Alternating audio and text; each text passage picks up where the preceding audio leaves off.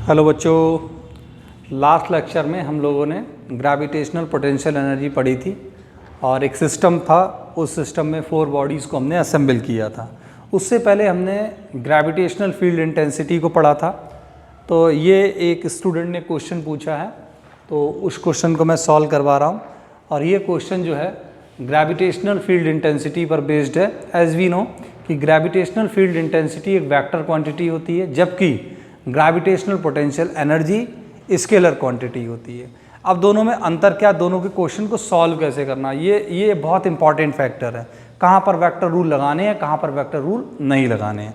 जैसे gravitational field intensity vector quantity, तो यहाँ वेक्टर रूल लगेगा। और पोटेंशियल एनर्जी जो है वो स्केलर है, तो इसको हम निकालते वक्त एल्जेब्रिकली ऐड करके निकालेंगे।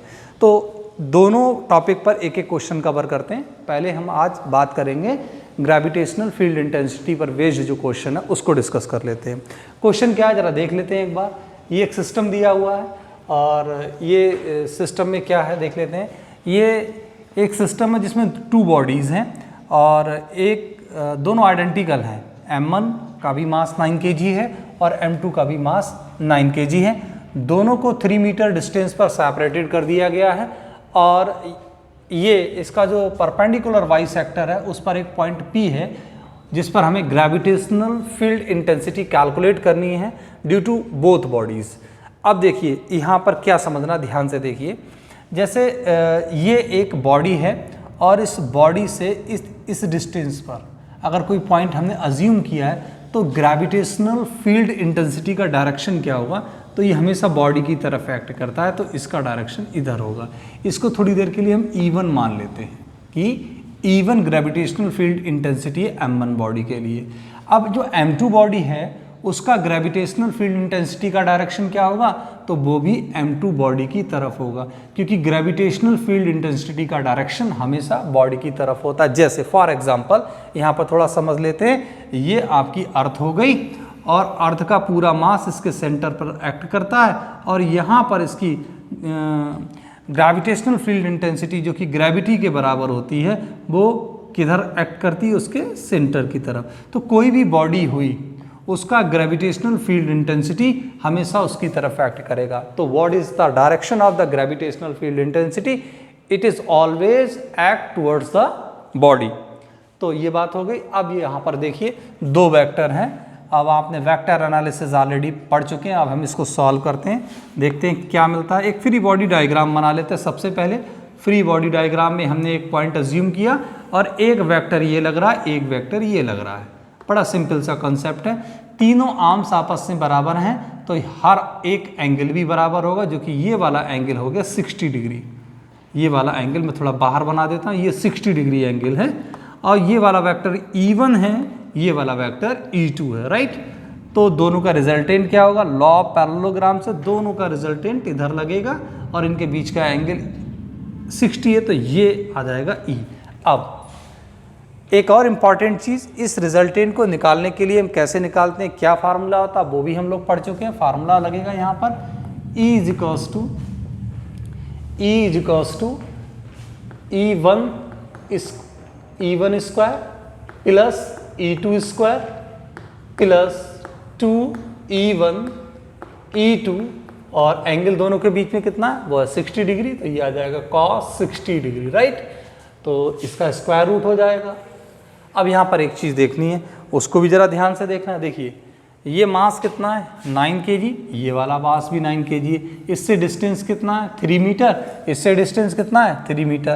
तो दोनों फील्ड इंटेंसिटी E1 और E2 की वैल्यूज़ बराबर होंगी। तो यहाँ आप लिख सकते हैं where E1 is equals to E2।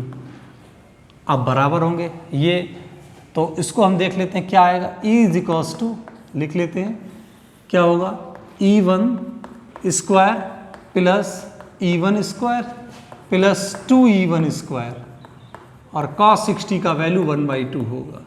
इससे ये कैंसिल आउट हो जाएगा। E1 3E1 स्क्वायर बन जाएंगे, 3E1 स्क्वायर का स्क्वायर रूट, तो ये क्या बन जाएगा, E1 √3। अब E1 की वैल्यू क्या होगी उसको देख लेते हैं। E1 ग्रेविटेशनल फील्ड इंटेंसिटी है, तो where E1 is equals to जी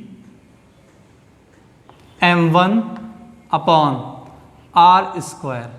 जी की वैल्यू कितनी है 6.67 इंटू 10⁻⁻11। मास कितना होता है, मास यहाँ पर है, मास है यहाँ पर 9, तो ये आ गया 9 kg, और डिस्टेंस है 3 मीटर, तो ये आ गया 3 का स्क्वायर, जो कि आप इसको सॉल्व करेंगे तो कितना आ जाएगा 9 आ जाएगा। इससे ये वाली वैल्यू कैंसिल आउट हो गई, तो E1 का वैल्यू कितना आया, E1 इज इक्वल्स टू आ गया 6.67 इंटू 10⁻⁻11। अब ये इक्वेशन है आपकी फर्स्ट इक्वेशन मान लीजिए कैपिटल ई। तो पूरे सिस्टम की वजह से जो ग्रेविटेशनल फील्ड इंटेंसिटी होगा वो कितना होगा, E इज इक्वल्स टू हाँ हमारा वैल्यू कितना था E1, और E1 का वैल्यू कितना आया 6.67 इंटू 10⁻⁻11 √3। √3 का वैल्यू क्या होगा उसको लगा देते हैं, तो E इज इक्वल्स टू कितना आएगा 6.67 इंटू 10⁻⁻11 इंटू 1.732 इसकी वैल्यू होती है। इसको कैलकुलेट कर लो तो कितना आ जाएगा, E इज इक्वल्स टू लगभग 11.6 इंटू 10⁻⁻11 क्या न्यूटन पर केजी, क्योंकि electric field intensity force per unit mass होता है, तो ये इसका यूनिट होगा, ये आंसर आएगा। तो यहाँ पर जो हमने क्वेश्चन सॉल्व किया वो था ग्रेविटेशनल फील्ड इंटेंसिटी पर, और ग्रेविटेशनल फील्ड इंटेंसिटी एक वेक्टर क्वांटिटी होती है, तो पूरा वेक्टर रूल उसमें लगाएंगे और उसको हम सॉल्व करेंगे। और भी आपके टेक्स्ट बुक में बहुत सारे क्वेश्चंस जो हैं इस पे दिए हुए हैं, आप उनको सॉल्व करेंगे। अब नेक्स्ट जो हमारा टॉपिक रहेगा वो हम न्यूमेरिकल डिस्कस करेंगे पोटेंशियल एनर्जी पर। Thank you so much.